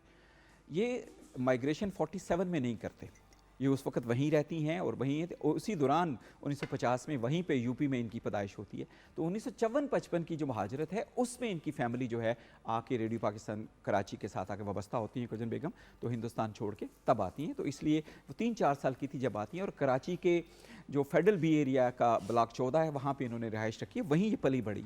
उसी एरिए में आप देखें तो वो मस्कन है, वो एरिया जो अजीज़ाबाद का एरिया है, दस्तगीर का एरिया है, FB का एरिया है, ये उस वक्त पाकिस्तान के क़याम के बाद अदीबों का, शायरों का और फ़नकारों का गढ़ हुआ करता था। तो उसका जो माहौल है उसमें ही वो पली बढ़ी। फिर जो कजन बेगम है, जब वो रेडियो पाकिस्तान से वाबस्ता हुई तो छोटी उम्र से ही कनीज़ फ़ातिमा जो है अपनी माँ के साथ वहाँ जाया करती। तो बहुत से इंटरव्यू में महनाज आपा ने ख़ुद कहा कि मैंने जो अल्फाज की अदायगी है मौसीकी में, वो जो एहतराम है वो रेडियो पाकिस्तान की सीढ़ियाँ चढ़ के सीखा हुआ, और वहाँ जब मैं बड़े लोगों को देखती थी तो वहीं से सीखा था। तो वो तहज़ीबी माशरत उसके साथ गुंदी हुई हमें जो मिलती है, जो माँ उसे ट्रांसफ़र कर रही है और तरबियत भी कर रही है। माँ ने ही उसको इसको साथ लिया और पहली दफ़ा फिर हम देखते हैं कि 1970 में वो रेडियो पाकिस्तान के साथ वाबस्ता होती है। अब देखें, एक बच्ची आती है यहाँ पे, ठीक है, 3-4 साल की, वो अपनी माँ के साथ कुछ 15-16 साल रेडियो पाकिस्तान की सीढ़ियाँ ही चढ़ती रहीं और कुछ नहीं किया क्योंकि अम्मी से इजाज़त नहीं थी। फिर 1970s में क्या हुआ? उन्होंने फिर ये जो है ना रेडियो के साथ गाने का आगाज़ बाकायदा तौर पे जो प्रोफेशनल कैरियर का आगाज़ है वो 70s के अर्ली 70s में उन्होंने कर दिया। 73 में पहली दफ़ा उन्हें फिल्म का जो है ना वो ट्रैक मिला और उन्होंने फिल्मी गाना जो है वो गाया और उससे वो फिल्मी ट्रैक पर भी आ गई। देखें, ये वो दौर है जब मौसीकी की दुनिया पर मैडम नूर जहाँ की गरजदार आवाज़ और रोना लैला की शोख अंदाज बहुत छाए हुए थे। उसमें स्पेस नहीं थी नए बंदे के लिए, उसमें बिल्कुल भी किसी को स्पेस नहीं थी। और वही वाली बात होती थी कि मैडम जी थी, उसके बाद बाकी किसी और की तरफ नजर घुमाई फिर जाती। उसके बाद फॉलो अप में फिर नाहिद अख्तर आई, तो एक और चंचलपन जो है मौसीकी में हमें नजर आती है। तो इसमें अपनी सुरीली मधम और सुरों की पुख्तगी की आवाज़ जो है उसने अपनी शनाख्त बनाई। क्योंकि महनाज जी ने ना तो फैशन पे फोकस किया, ना ही अदाओं पे, ना वो एक्टिंग की तरफ कभी आई। उन्होंने टोटल फोकस अपना म्यूजिक पे ही रखा। देखिए, वो बहुत खूबसूरती से अपनी बात खुद कहा करती थी कि मौसीकी मेरा पेशा नहीं है, ये मेरी कुल कायनात है। वाह। उन्होंने मौसीकी से मोहब्बत में शादी भी नहीं की। वो कहती थी कि रियाज ही मेरी रफाकत है, मैं रियाज के साथ जीती हूँ और इस रियाज ने मुझे कभी एक ज़िंदगी में अकेलापन महसूस ही नहीं होने दिया। तो जब आपकी तन्हाइयाँ आपकी रियाज से और आपकी मोहब्बत से, मौसीकी की मोहब्बत से आबाद होने लगें, तो फिर आप दुनिया जहान में अपना तहलका मचा देने की हिम्मत भी रखते हैं ना। वो उठान उनके अंदर से आई थी। तो देखें, यही करियर टेक ऑफ कब किया भैया? अगर हम कहें, नहीं देखें, शुरू तो हो गया ना, 1970s के beginning 73 के फिल्म प्लेबैक में जब वो आई हैं तो देखें फिर उन्होंने कहीं आराम से नहीं बैठी, बस वो टेक ऑफ कर गई ना। यानी कि टेक ऑफ बेसिकली फिल्म से हुआ। जी देखें वो उर्दू तो रेडियो तो हमारी रवायत में था, वो लोग सुनते थे। फिर उन्होंने, आप देखें हम अक्सर क्या कहते उनकी हैं अम्मी प्लेबैक सिंगिंग करती थी? नहीं, अम्मी ज्यादातर वो बिल्कुल नहीं, उन्होंने तो ज्यादातर वो सोस की तो देखा ना, उन्होंने अपनी पहचान बनाई, तो जो मदर ने किया उसको उन्होंने मजीद एलिवेट किया। और उन्होंने, उनकी मदर ने उन्हें ये हौसला भी दिया और ये तरबियत भी दी जो आज के लोगों के, आज के घरानों की में ये चीज़ होनी चाहिए कि आप अपनी बुनतर में अपने अंदर की जो एबिलिटी है उसके मुताबिक अपनी शनाख्त बनाएं, मेरी नकाली ना करें। हम अक्सर और बेशतर अपने बच्चों को अपने जैसा बनाना चाह रहे होते हैं ना, हमारे घरानों में भी ये रवाज है कि आप बस उसी ट्रैक पे चलें। तो उसकी माँ ने ख़ास तौर पे ध्यान रखा महनाज की तरबियत में कि तुमने मेरे जैसा नहीं बनना। सो अगर हम अपनी गुफ्तगू को कंक्लूड करें एज ए ट्रिब्यूट, तो हम महनाज बेगम को कैसे डिफाइन करेंगे भैया? देखें, मैं तो अक्सर कहता हूँ कि महनाज जो हैं वो गुलकारी की मुसव्वरा है। जिस तरह पेंटर ब्रश के साथ तस्वीर तराशता है ना, वो अपनी आवाज़ के साथ जज्बात को तराशती थी। उनकी आवाज़ का जो उतार चढ़ाव है, देखें बाज़ औक़ात वो गाते हुए अल्फाज पर ऐसा गमक लगाती थी मौसीकी की ज़ुबान में कि जैसे ऐसे लगता था कि सुर फ़ज़ा में मुअल्लक़ होकर रह गया। ये कमाल हर एक को हासिल वो नहीं होता। तो ये एक और बात जगन जी मैं आपके नाज़रीन को बताता चलूँ कि उन्हें मौसीकी के साथ साथ खुद स्केचिंग का और मुसव्वरी का शौक़ भी था। She was a complete artist. ठीक है ना, वो भी करती थी। फिर वो हमेशा, देखें आप उनकी पूरी ज़िंदगी को देखें, जो आज के जो हमारे नए गाने वाले हैं उनके लिए भी उसमें बड़ा पैगाम है कि उन्होंने हमेशा अपनी आवाज़ को प्रमोट किया, लेकिन अपनी ज़ात को प्रमोट नहीं किया। वो अपनी ज़ात को हमेशा पीछे रखती थी, वो खुद नहीं अपनी मौसीकी को ब्रांड बना के गई। और अगर आजकल के आर्टिस्ट व्यूअर्स इसी चीज़ के ऊपर फोकस करें, असल में मसला ये है ना कि हर चीज़ में हाथ डालना है और ये भूल जाते हैं कि एक चीज़ अच्छे और आसान अंदाज में कर ले तो आप ज़िंदगी और आखिरत में सुरखरू हो जाते हैं। क्योंकि मतलब आखिरत से मुराद ये कि अल्लाह मियाँ के सामने भी और उसके अलावा भी जाने के बाद दुनिया वाले भी आपको याद करते हैं, वरना तो आप कहीं खो से जाते हैं। तो सारा जी आप कुछ कहना चाह रही थी? मैं ये कहना चाह रही थी कि जिस तरह सर ने बताया कि उनकी जो बेस है, सारी बैकग्राउंड लखनऊ, उर्दू लिटरेचर उससे रिलेटेड सारी चीज़ें, और फिर बोलना भी उर्दू और गाना भी उर्दू, मतलब मुझे ये बड़ी खुशी हुई है उनका वो गाना सुन के जो अभी पैकेज में चल रहा था कि एक उर्दू गाना गाने वाली औरत के लिए इट्स टू डिफ़िकल्ट कि आप पंजाबी गाना भी उस तरह गा रही हैं कि पंजाबी का तलफ़ुज़ आप जज नहीं कर पाते थे, अल्फाज निखर के बाहर आते थे। और हमारे लेजेंड्स फिर लेजेंड्स इसी रीज़न से हैं। तो व्यूअर्स मैं भी आपको ज़रूर कहूँगी कि आज जिस तरह हमने महनाज बेगम की बात की, दिन का आगाज़ ही है, आप भी जाएँ कुछ रिसर्च करें। उनके पुराने कुछ गीत ऐसे हैं जो आज भी एवरग्रीन हैं और लोग उनको उतनी इंजॉयमेंट से सुनते हैं जैसे पहले सुनते हैं। एक बात मैं यहाँ पे जरूर कहना चाहूँगा कि कंक्लूजन में जी, ये वो इसके साथ साथ वो उनके यहाँ सोज बहुत था और वो सोज भी माँ की याद में सोज बहुत गाती रही और मुहर्रम में वो ये ज़रूर गाया करती थी। फिर अपनी आखिरी ज़िंदगी में वो तसव्वुफ़ की तरफ माइल हो गई, वो दरगाहों पे जाने लगी और नात और हमद जो, फिर जब लोगों ने उनसे पूछा कि आप फिल्म इंडस्ट्री में बहुत कम नज़र आती थे, उन्होंने कहा मैं वो गाती हूँ जिससे मेरे दिल को तस्कीन होती है और वो हमद और नात में मुझे ज़्यादा होती है। थैंक यू सो मच भैया, आपका बहुत बहुत शुक्रिया। सारा जी आपका भी शुक्रिया।